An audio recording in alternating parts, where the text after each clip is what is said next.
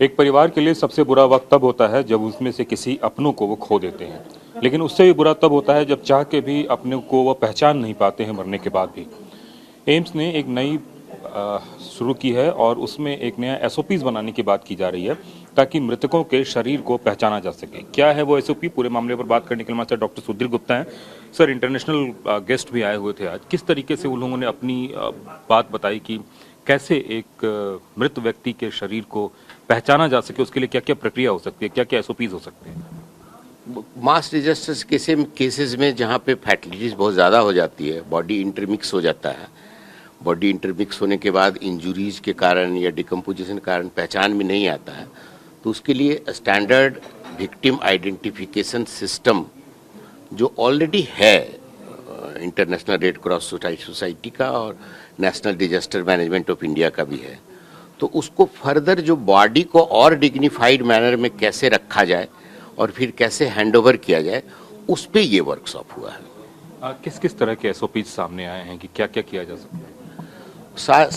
यह है कि आइडेंटिफिकेशन 100% फूल प्रूफ करें और बॉडी अगर छत बिछत अवस्था में है तो उसको रिकंस्ट्रक्ट करें ह्यूमैनिटेरियन वे में, कि देखने में अनप्लीजेंट ना लगे इंजुरी के कारण या ब्लास्ट के कारण या बर्न के कारण, तो प्लीजेंट लुक रहे उसका।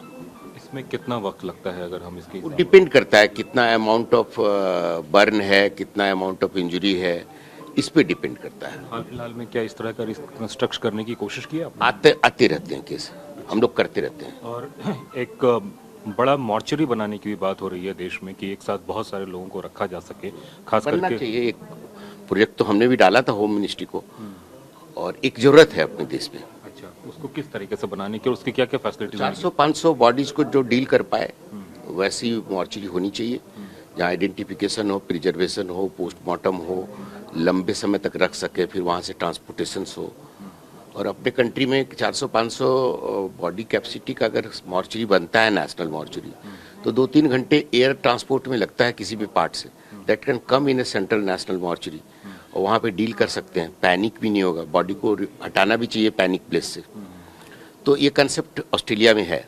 अच्छा, तो इस तर्ज पे हमने भी एक बार दिया है। I think government is considering may be की। सर, अगर हम मास कैजुअलिटी की बात करें और जैसे कि ब्लास्ट वगैरह में, तो उसमें कितना मुश्किल होता है आइडेंटिफिकेशन? देखिए, फिजिकल फॉर्म ऑफ आइडेंटिफिकेशन आप ह्यूमन को रिकंस्ट्रक्ट तो कर नहीं सकते हैं, बहुत मल्टीपल पीसेस में चला गया तो कुछ पीसेस मिस भी हो जाता है।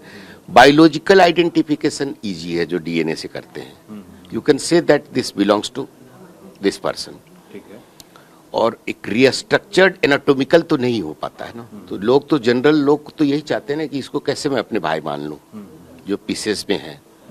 तो कपड़े हैं, रिजेम्बलेंस है, सर्कमस्टेंशियल एविडेंसेस हैं, ये सब चीज़ों को ले करके फिर मानना पड़ता है लोगों को।